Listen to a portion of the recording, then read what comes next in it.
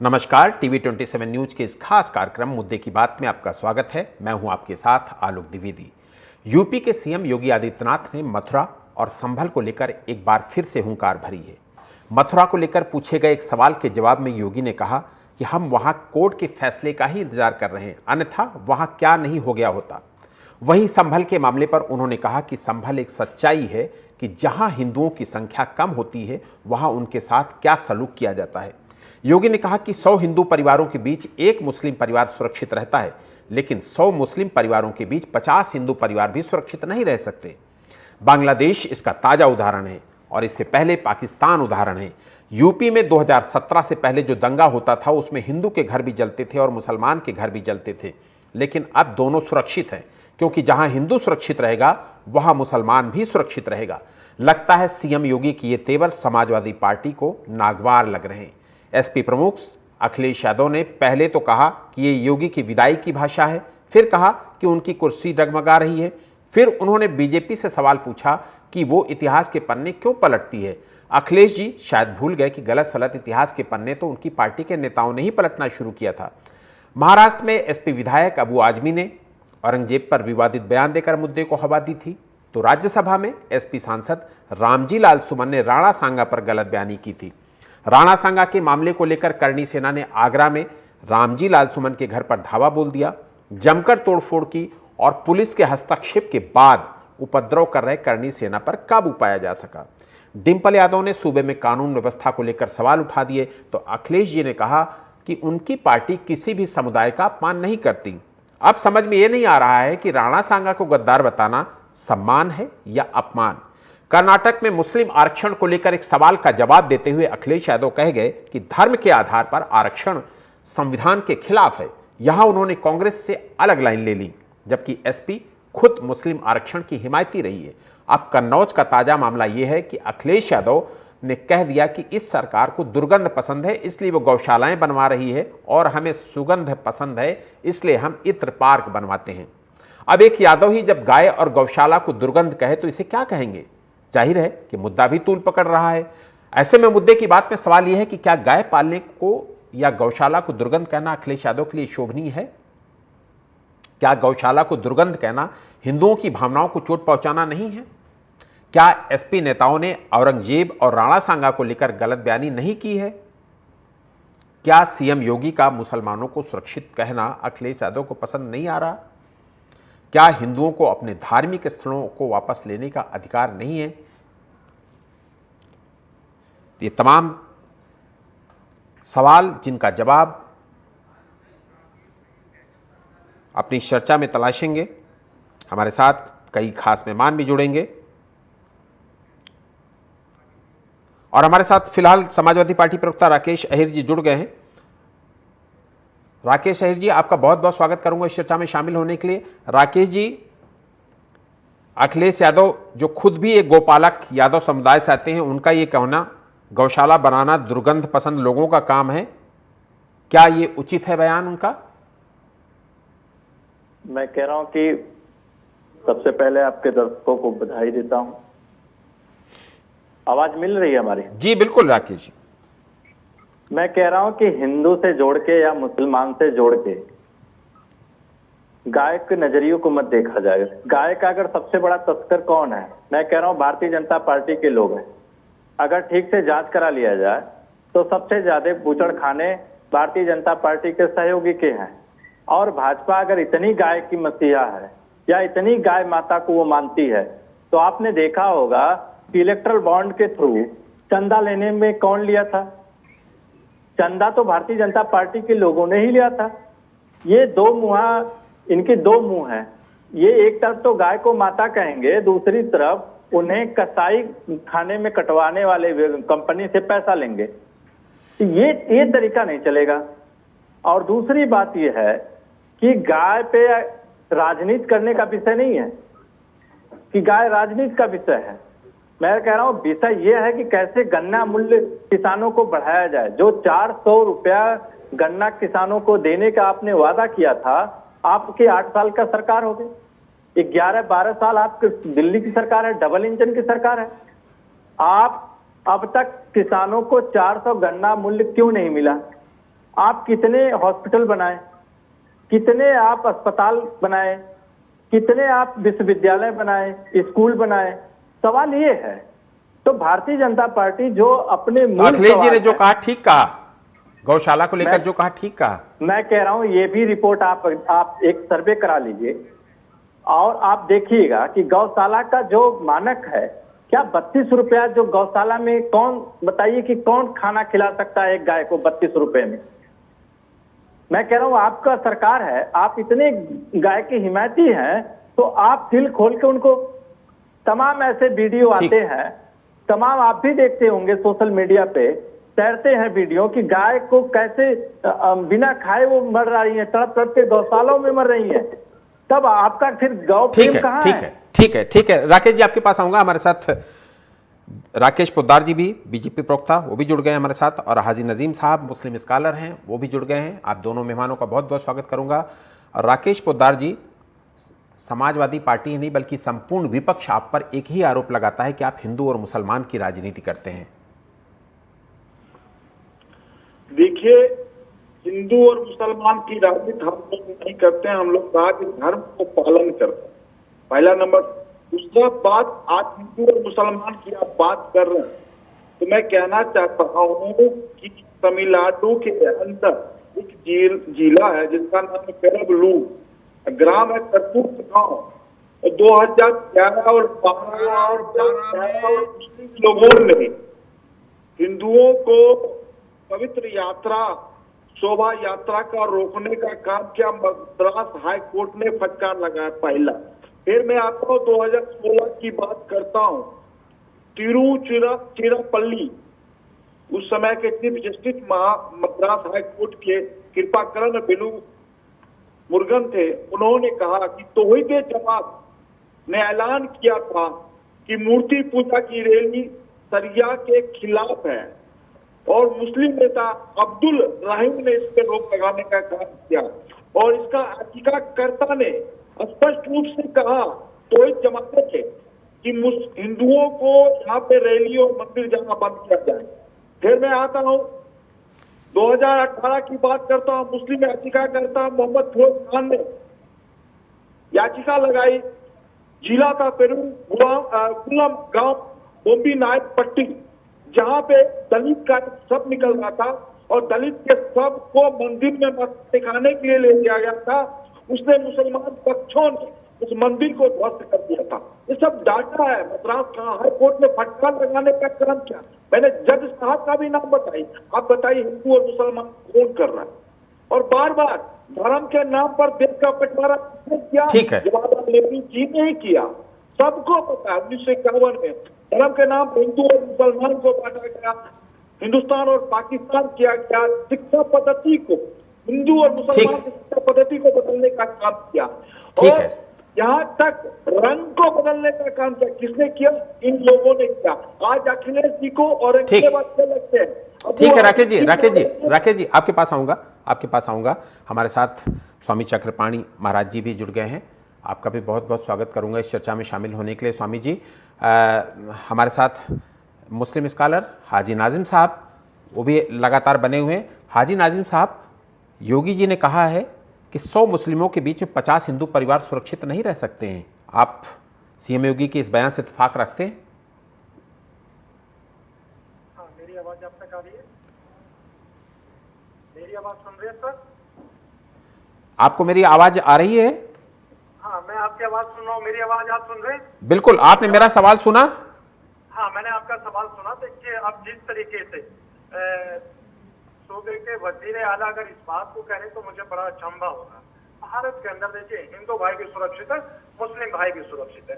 जहां पर मैं रह रहा हूँ वहाँ मुस्लिम आबादी है, वहाँ पे हमारे हिंदू भाइयों के 15 से 20 घर है, लेकिन वो तो अपने आप को सुरक्षित महसूस करते हैं, बड़ा फख्र महसूस करते हैं कि मुस्लिम आबादी के बीच में वो बड़े सुकून से रह रहे, ना तो उनको कोई फिक्र है ना कोई चिंता है। तो फिर हमारे सूबे के वजीर आला को अगर इस बात की फिक्र हो रही है तो बड़ा गंभीर मामला है, ये तो चिंतन का विषय है। लेकिन हम तो ये कहते हैं कि देखिए, ये मुल्क संविधान से चलता है और ये गंगा जमनी तहजीब वाला मुल्क है। या हिंदू मुस्लिम भाई आपस में भाईचारे निभाते हैं, लेकिन ये क्या वजह हुई कि हमारे सूबे के वजीर आला को आखिर ये बात कहनी पड़ी कि 100 घर अगर मुसलमान के हैं तो 50 घर बाहर हिंदू के वो सुरक्षित नहीं, सुरक्षित तो तब भी है अगर 100 घर अगर हिंदू के होंगे तो 5 घर मुसलमान के होंगे, वो मुसलमान भी अपने आप को सुरक्षित महसूस करते हैं 100 हिंदुओं के घर में, वही 100 मुसलमानों के घर में 50 हिंदू भाई भी अपने आप को सुरक्षित महसूस करते हैं। और रही बात है कि जिस तरीके से देश के अंदर माहौल बन रहा है, तो हम तो ये कहना चाहते हैं कि देखिए ये मुल्क तो संविधान से चलता है, ना तो अब किसी के आस्था से चलेगा ना कोई फतवे से चलेगा, तो फिर आखिर क्या वजह है कि मुसलमान के बीच में हिंदू भाई अपने आप को एक सुरक्षित महसूस कर रहा है, लेकिन हिंदुओं के बीच में मुसलमान तो बड़ा फख्र से महसूस करता है कि हम सुरक्षित हैं, क्योंकि उस वक्त हिंदू मुस्लिम भाईचारा कायम रहता है। लेकिन जिस तरीके की पॉलिटिक्स देश के अंदर फैलाई जा रही है, गलत है, ऐसा नहीं होना चाहिए। सर मैं एक चीज अपने एक शेर के माध्यम से आपके चैनल के द्वारा मैं कहना चाहता हूं कि वो समंदर को खंगालने में लगे हैं, हमारे अंदर हमारी कमियां निकालने लगे, जिनका कोई वकार नहीं है आज वो हमारी पगड़ियां उछालने में लगे। ठीक है, ठीक है, बहुत अच्छा शेर, बहुत अच्छा शेर है। हमारे साथ स्वामी चक्रपाणी जी भी जुड़ गए हैं। स्वामी जी, आपका स्वागत करूंगा इस चर्चा में शामिल होने के लिए। आप चूंकि हाजी नाजिम साहब फतवे की बात कर रहे हैं, तो इसलिए मुझे लगता है कि ये सवाल आपसे भी पूछना जरूरी हो गया है। अगर कोई भी किसी भी पार्टी का कोई भी मुस्लिम नेता अपने धर्म के बारे में कुछ कहता है तो मुस्लिम धर्म गुरु उसके खिलाफ फतवा जारी कर देते हैं, लेकिन अखिलेश यादव जी ये कह रहे हैं कि उन्हें गौशालाओं से दुर्गंध आती है, तो ऐसे में हिंदू धर्म गुरु उनका अगला कदम क्या होगा? देखिए, सवाल इस बात का है कि जब दिमाग में अगर एक हिंदू सनातन के प्रति अगर घृणा नफरत और विकृति के ही आ जाता है, तो इस तरह के बोल वचन होता है और इस तरह के लोगों के जीवा की जो जबान होती है, जो शब्द होते हैं, वो व्यक्ति की दर्पण होता है, अभिव्यक्ति होता है। अब जैसे आज ही नाजिम साहब बैठे हुए हैं, ये बोल रहे हैं, लेकिन ये बिल्कुल झूठ बोल रहे हैं, या जो है खुद ही जो है संविधान को नहीं मानते, शरिया पे चलते हैं और बातें संविधान की करेंगे। अब ये कह रहे हैं कि जी हिंदुओं के बीच में मुसलमान सुरक्षित रहता है, क्यों रहता है भाई? अरे इसलिए रहता है क्योंकि हिंदू पूरे विश्व को परिवार मानता है, वसुधैव कुटुंबकम उसके खून में है। और आपके यहाँ तो इसलिए असुरक्षित रहता है क्योंकि आप उसको काफी समझते हो, उसको घृणा के पात्र समझते हो, वो भूत परस्त कहते हो कि ये तो भूत परस्त है, इसको मारो, तो इसलिए वो हिंदू सुरक्षित नहीं रहता और आप सुरक्षित रहते हो।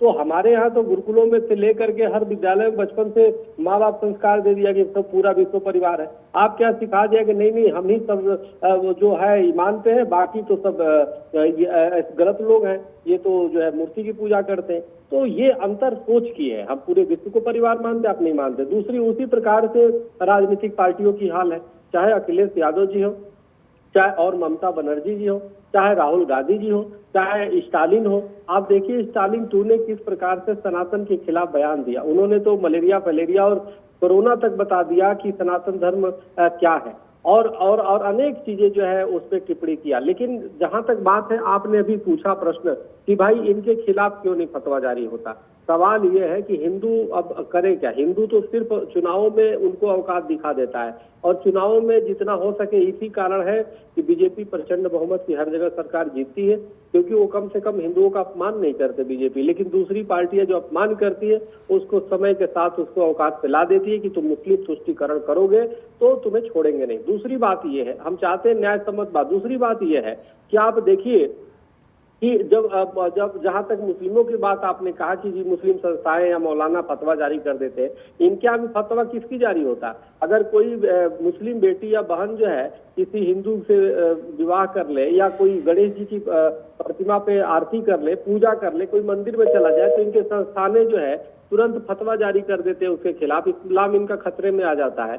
लेकिन वही अगर जो कोई कमलेश तिवारी की हत्या कर दे, या कोई आतंकी घटना को अंजाम दे दे, कन्हैया कुमार को मार दे, या कोई लव जिहाद, लाखों हिंदू बेटी बहनें लव जिहाद के शिकार हो गई, उस पर कभी आपने देखा है क्या कि इनके मुस्लिम बड़े संस्थानों ने कभी भाईचारा दिखाने के लिए या गलत को गलत कहने के लिए कोई फतवा उनके खिलाफ जारी किया? कभी नहीं करेंगे, क्योंकि इनकी सोच में वो है कि नहीं ये तो ठीक है, ये जो हो रहा है ये तो धर्म सम्मत है, इनके लिए यो जायज है। लेकिन इस बात समझ आई, यही बैठे हुए जो इस्लामिक स्कॉलर ये बातें बड़ी बड़ी कर रहे थे, इनसे पूछिए कभी कितने हमारे लाखों बेटी बहनों के साथ लव जिहाद शिकार हो गए, कितने लोगों को जो है घर उजाड़ दिया गया नाम बदल के। इतने बहुसंख्यक देश में आप एक भी नहीं देखेंगे, आप तो बहुत बड़े वरिष्ठ एंकर हैं, कभी नहीं देखेंगे कि आप कोई भी जो है हिंदू जो है अपना नाम बदल करके और सुलेमान या कुछ भी रख के किसी मुस्लिम बेटी बहन के साथ जो है धोखा किया हो। अगर करता तो सबसे पहले उसको हिंदू ही जूता मारा, उसके माँ बाप ही जूते मारेंगे। लेकिन एक नहीं, हजारों नहीं, लाखों आप देखेंगे कि किस प्रकार से मुड्डू जो जिहादी मानसिकता के हैं, इनके पार्टी के जो इस्लामिक स्कॉलर बैठे हैं, इनकी तरफ के लोग जो है कभी अपना गुड्डू राजू नाम बता करके और जाते हैं और जो है लव जिहाद करते हैं, हिंदू बेटियों को पहले पटाते, बाद में पता चलता उसका तो शादी हो चुका है, फिर भी उसका धर्म परिवर्तन करा देते हैं और उसको अटैची में पैक करके मार फेंक देते हैं और उसकी जीवन नरक कर देते। पिछली बार तो उत्तर प्रदेश के राजधानी लखनऊ में एक महिला ने सार्वजनिक विधानसभा के सामने अपने को आग लगा लिया क्योंकि उसके वो लव जिहाद के शिकार हो गई थी वो हिंदू बेटी। और इस तरह पूरे देश में हो रहा है, लेकिन कभी फतवा जारी नहीं करते। तो ये टीवी पे बैठ के सिर्फ बड़ी बातें करते हैं। भाईचारा हो तो भाई दोनों तरफ से हो, हमें आप बिल्कुल बिल्कुल, ये बहुत इंपॉर्टेंट बात है, बहुत इंपॉर्टेंट बात आपने कही है। और हाजी नाजिम साहब, भाईचारा हो तो दोनों तरफ से हो, ये बहुत इंपॉर्टेंट बात है। इस पर आप संक्षिप्त में अपनी बात कहिएगा, क्योंकि राकेश जी से मुझे बहुत इंपॉर्टेंट सवाल लेना है। देखिए भाईचारा की बात अभी जिस तरीके से चक्रपाणी महाराज जी ने कहा, देखिए कुंभ का मेला है, कुंभ के मेले में किस तरीके से भगदड़ मची थी, तो देखिए वहां के मुसलमानों ने मस्जिदों के दरवाजे खोल दिए, अपने घरों में वहां हिंदू भाइयों को रहने के लिए जगह दी। तो देखिए यही तो भाईचारा है। लेकिन जिस तरीके की बात अभी सुन लीजिए, चक्रपाणी महाराज जी सुन लीजिए, अरे चक्रपाणी महाराज जी आपके पेट में दर्द चालू हो जाता है। चक्रपाणी महाराज जी आपके पेट में क्यों दर्द होने लगता है? भाई सुन तो लीजिए, सुन लीजिए, अरे सुन लीजिए, मुस्लिम लड़की होती है हिंदू लड़का, तो आप कितनी खूबसूरती से कह देते हैं कि ये तो घर वापसी है। भाई अगर मुस्लिम लड़का हो हिंदू लड़की हो तो आप लव जिहाद का मामला क्यों कह देते हैं? कितनी छोटी। अरे चक्रपाणी महाराज जी देश की सौहार्द को बनाने में अपनी अहम भूमिका निभाई है। जिस तरीके से हम लोग गंगा जमनी तहजीब की बातें करते हैं और इंशाअल्लाह उस पर कायम भी रहते हैं, हम कायम भी रहते हैं। चक्रपाणी महाराज जी आप देश के अंदर नफरत का माहौल पैदा करने की कोशिश कर रहे हैं। भाई हिंदुस्तान चक्रपाणी महाराज जी मुल्क के अंदर हमेशा मोहब्बत का पैगाम देते हैं, हमको मोहब्बत का पैगाम नहीं करोगे। आपने 10 समोसे कुंभ के मेले की बात, कुंभ के मेले की बात आप झूठी मानते हैं क्या? आप झूठी बात मानते हैं क्या? कुंभ के मेले में भगदड़ मची थी, मुसलमानों ने अपनी मस्जिदों में जगह दी उनके लिए, तो भाई ये तो सराहनीय है, यही तो गंगा जमनी तहजीब है। और दूसरी बात ब्रेड के पैसे मैं दे देता हूं भाई, लेकिन इस तरह की बातें ना करो। आप सुन लीजिए भाई, गलत बातें ना करो, आप गलत बातें ना करो, आप बातें ऐसी करो। आप हमारी हिंदू बेटियां इतनी हिंदू बेटियां इतनी लव जिहाद की शिकार हुई, कितनों पे कितना आपने फतवा जारी किया? मुसलमान कम्युनिटी को टारगेट करते हैं भाई, इतने हमारे हिंदू बेटी वालों के साथ आपने कितने फतवा जारी किया? ठीक है, ठीक है, ठीक है, ठीक है नाजिम साहब, ठीक है, ठीक है। स्वामी जी कैसी बातें कर रहे हो आप? जो है देश को शर्मसार कर दिया है, उसके बारे में कुछ आप सिर्फ जो है छोटी बातें कर रहे हो। आप जो है महाराज जी आप सुनना ही नहीं चाहते। मैं ये कहता हूँ संविधान से चलने दीजिए सर, संविधान। ठीक है, ठीक है, ठीक है, आप दोनों की बात कंप्लीट हो गई, आप दोनों की बात कंप्लीट हो गई। राकेश जी, राकेश जी, राकेश जी, आपको मेरी आवाज आ रही ना? राकेश जी, एक बहुत इंपॉर्टेंट बात यह कि समाजवादी पार्टी के कई बड़े नेता गलत सलत बयान करते हैं, फिर उस पर जब पूरे देश में बखेड़ा खड़ा होता है तो फिर आप ये कह देते हैं कि बीजेपी हिंदू मुसलमान करती है, सारा तोहमत आप डाल देते हैं बीजेपी पे। हम तो नाम से गिना रहे हैं ना, महाराष्ट्र की राजनीति में अबू आदमी बड़े नेता हैं आपके, वो औरंगजेब पर क्या बोले बताने की जरूरत नहीं है।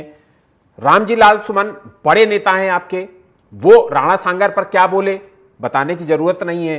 और फिर उसके बाद पार्टी के सबसे बड़े नेता अखिलेश जी अगर इस तरीके से बोलते हैं तो, और उस पर अगर बखेड़ा खड़ा होता है देश की राजनीति में, तो मुझे लगता है कि आपको इस बात पर भी चिंतन करना चाहिए कि हमारे नेता ऐसा क्यों बोलते हैं, हम सारी चीजें क्यों ट्रांसफर कर देते हैं कि नहीं ये सब बीजेपी का खेल है, बीजेपी ऐसा करा रही है।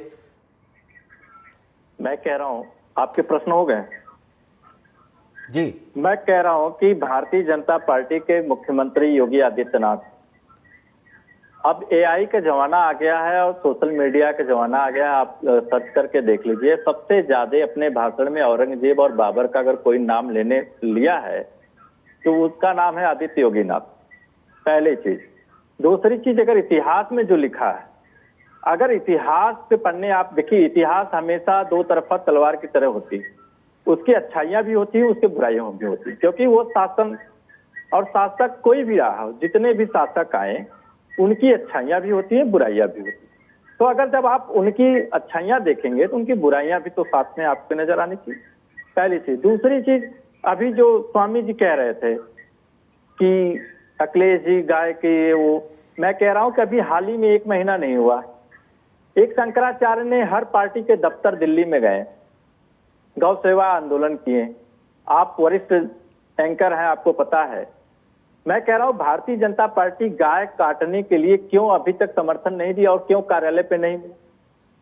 मैं ये पूछता हूं कि भारतीय जनता पार्टी हिंदू की बात तो करती है, बहुत अच्छे करती है हिंदू की बात, मगर जब उनके हक और अधिकार देने की बात आती है तब हिंदू नजर नहीं आते। मैं कह रहा हूं कि अगर इनको गाय की इतनी हिमायती है तो स्वामी जी बैठे हैं चैनल पे, ये अभी स्टालिन तक के गिना दिए, ये दक्षिण भारत तक की प्रवक्ता जो पोद्दार साहब बैठे हैं ये भी गिना दिए। मैं कह रहा हूं कि ये क्या गोवा और नागालैंड में, मेघालय में गाय कटने का लाइसेंस खुलेआम कौन दिया? आप अपनी मैनिफेस्टो में ये कहते हैं कि बीफ यहाँ चालू रहेगा, बीफ यहाँ रुकेगा नहीं, बीफ बैन नहीं होगा। आप और यही जब उत्तर भारत में आते हैं तो आपकी गाय माता हो जाती है। अरे इतनी बेशर्मी लाते कहां से हैं आप लोग? हमको तो ये भी नहीं समझ में आता कि जब वहां जाएंगे तो गाय पे बैन नहीं लगाएंगे, अपने भाषण में कहेंगे, मैनिफेस्टो में कहेंगे, आपकी सरकार भी है, और जब जैसे इधर आएंगे यहाँ माता हो जाएंगी। और गाय गोबर मंदिर मस्जिद हटा दिया जाए और इनसे बहस करा दिया जाए तो ये शिक्षा पे 1 मिनट नहीं बोल पाएंगे, ये चिकित्सा पे 1 मिनट नहीं बोल पाएंगे, ये सुरक्षा पे 1 मिनट नहीं बोल पाएंगे। लगातार उत्तर प्रदेश में दर्जनों महिलाओं के रेप हुआ है और पेड़ों पर लटका दिया गया, बलिया से लगा के प्रयागराज और जौनपुर तक, मगर वो हिंदू नहीं है क्योंकि वो पिछड़ी दलित आदिवासी की महिलाएं हैं, बच्चियां हैं। उस पर स्वामी जी और भाजपा के साथी नहीं बोलेंगे, उस पर सवाल नहीं खड़ा करेंगे कि वो हमारी बेटी है, चलो मैं आज झंडा लेकर सड़क पर उतर रहा हूं सरकार के खिलाफ, सरकार लॉ एंड ऑर्डर क्यों ठीक नहीं कर रही है। ठीक है, ये सवाल सिर्फ उस पे खड़ा करेंगे कि कहां ये तनाव सौहार्द खराब हो, कहां माहौल खराब हो। और महत्वपूर्ण मुद्दा मैं 1 मिनट और लेना चाह रहा हूं कि ये महत्वपूर्ण मुद्दा को डाइवर्ट करना चाहते हैं। मैं कह रहा हूं कि दुनिया में भारत ही एक ऐसा देश है कि जहां कब्र पे खोदा जा रहा है। दुनिया अंतरिक्ष में मिसाइलें लॉन्च करके अंतरिक्ष में वो कर रही हैं, जांच कर रही हैं। भारत ही एक ऐसा देश है कि जहां धार्मिक सौहार्द बिगाड़ा जा रहा है, ठीक, हिंदू मुसलमान करके लड़ाया जा रहा है। जी ठीक है, ठीक है, ठीक है। राकेश जी, वक्त कम होता है इसलिए सबसे थोड़ी थोड़ी बात कर लेता हूं। राकेश जी, बहुत सीधा एलिगेशन है कि आपको 80-20 की पॉलिटिक्स में मजा इसलिए आता है क्योंकि आपके पास और किसी विषय पर बोलने के लिए कुछ नहीं होता है। राकेश जी, मुझसे सवाल कर रहे हैं? जी बिल्कुल राकेश जी, आपने पूरी बात सुन ली होगी।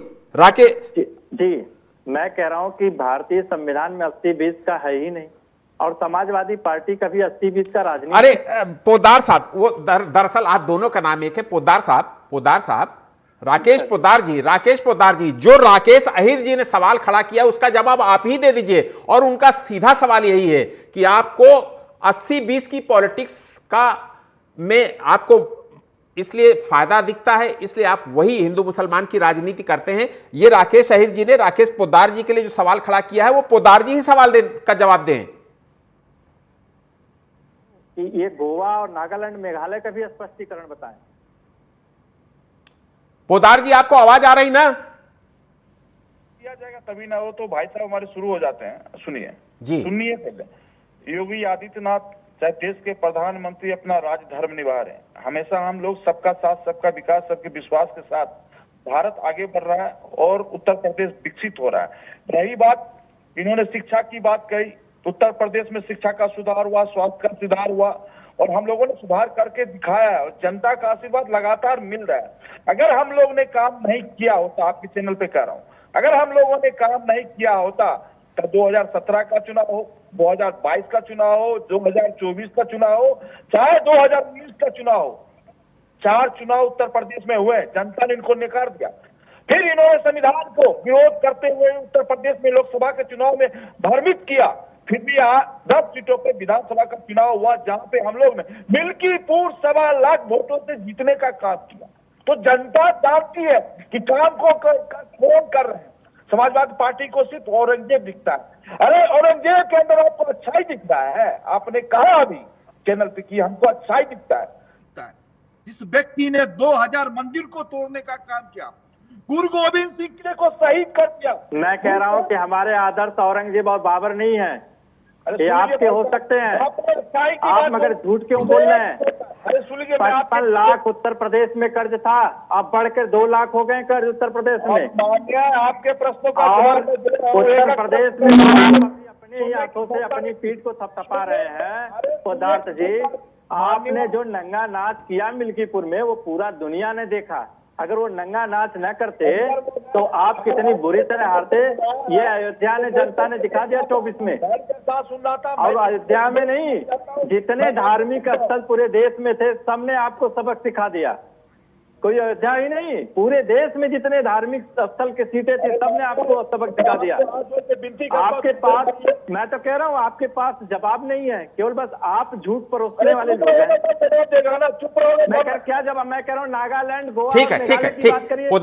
पोदार जी और अहिर जी, ठीक है, ठीक, आप ऐसे डिबेट करवा रहे, डिबेट नहीं होता। अगर मैं कह रहा हूँ नाराज क्यों हो रहे हैं? मैं कह रहा हूँ सही बोलिए, सवाल का जवाब दीजिए। ठीक है, ठीक। स्वामी जी से एक सवाल ले लेता हूं। स्वामी जी, योगी आदित्यनाथ जी की नीतियां क्या हिंदुओं को एकजुट करने के लिए जो उनका मिशन है वो कर पाएंगी? क्योंकि हिंदू कौम इतने फिरकों में बटी हुई है कि उसको एक जगह इकट्ठा करना बहुत बड़ा काम है, और उसमें खासतौर पर हिंदू धर्मगुरुओं का क्या रोल होगा? हाँ, देखिए ऐसा है, सबसे पहले तो हमारे समाजवादी पार्टी से शायद है माननीय राकेश अहिर जी, एक तो इनकी बातें इन्होंने जो बोला पूरे कंफ्यूज से नजर आ रहे हैं कि ये गौ रक्षा को समर्थन कर रहे हैं, या जो माननीय इनके नेताजी ने जो कहा है अखिलेश जी ने कि वहां से दुर्गंध आता है उसका समर्थन कर रहे हैं, समझ में नहीं आ रहा। गौ को राष्ट्रीय प्राणी या राष्ट्रीय माता घोषित कराना चाहते हैं, गौ हत्या रोकना चाहते हैं कि गौ से दुर्गंध आ रहा है, ये कंफ्यूज है। तो मूल विषय यह स्पष्ट होना बहुत जरूरी है कि हम गौ रक्षा चाहते हैं या नहीं चाहते हैं, गौ से प्रेम करते हैं या नहीं करते। कि गौ हमारी मात्र एक जानवर नहीं है, गौ तो हमारी माता है। गौ विश्व माता, विश्व की माँ है। गाय हमारे लिए बहुत आस्था और श्रद्धा का केंद्र है। इसलिए गाय से और गौशालाओं से जो दुर्गंध आने की बात है ये अति निंदनीय है। और उस नेता के मुंह से ये बात है जो जी, ठीक है, वक्त हमें इतने की इजाजत देता है। स्वामी जी आपका बहुत बहुत शुक्रिया करूंगा। राकेश जी, राकेश अहिर जी आपका भी शुक्रिया करूंगा। राकेश पोदार जी आपका भी शुक्रिया करूंगा। और हाजी नाजिम साहब आपका भी बहुत बहुत शुक्रिया करूंगा। अखिलेश यादव के कन्नौज में दिए बयान पर मथुरा में गौ सेवा करने वालों ने नाराजगी जताई है। गौ सेवा करने वाले और गौशालाओं में ग्वारिया का काम करने वाले लोगों ने कहा है कि गाय हमारी माँ है और माँ की सेवा करने में कोई भी बदबू नहीं आती है। बदबू अखिलेश यादव के दिमाग में है और उन्हें अपना इलाज करना चाहिए। मुद्दे की बात में आज इतना ही। देश और दुनिया की तमाम बड़ी खबरों के लिए आप देखते रहिए टीवी 27 न्यूज़। नमस्कार।